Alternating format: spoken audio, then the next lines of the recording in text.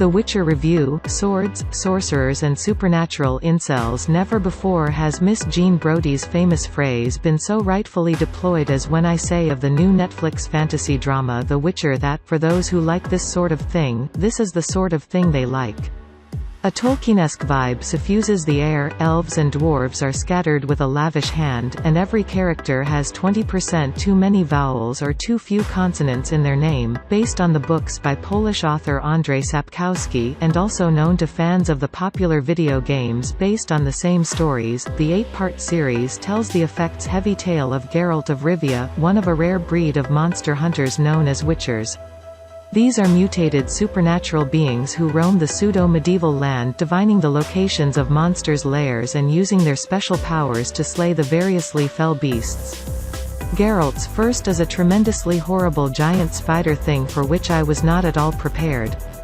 Fortunately, Geralt is played by Henry Cavill, a jutting-some chin attached to a man and quite the largest actor working at the moment, so the contest is soon over. Geralt, poor misfortunate if excellently built witcher that he is, becomes embroiled in a conflict between two bellicose human nations, Nilfgaardian Empire and Northern Kingdoms.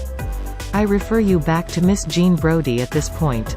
His adventures begin when Lars Mikkelsen as Stregobor, mage and overseer of a prelapsarian garden full of naked people, commissions him to kill the princess Renfri. According to Streggy Boy, who is rapidly taking on the aura of a medieval incel, she is one of 60 girls accursed and dangerously mutated by an eclipse. The 4chan mage has had many of them killed and autopsied to prove his theory. Renfri's mutation renders her immune to his magical powers, in case you were wondering why he doesn't assassinate her himself.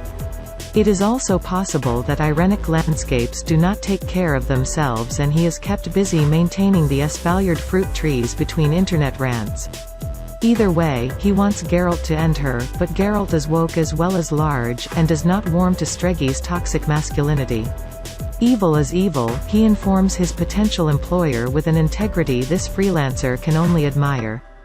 Greater, lesser, middling.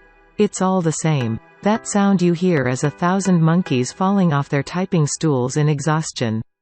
As it's only the first episode, one cannot think this augurs well. There are attempts at knowingness. At one point, our Henry tells someone a prophecy has to rhyme. This is not a good idea, as it throws into too sharp relief the limits to what Geralt and his merry band of sorceresses and proto-feminist princesses can be said to know.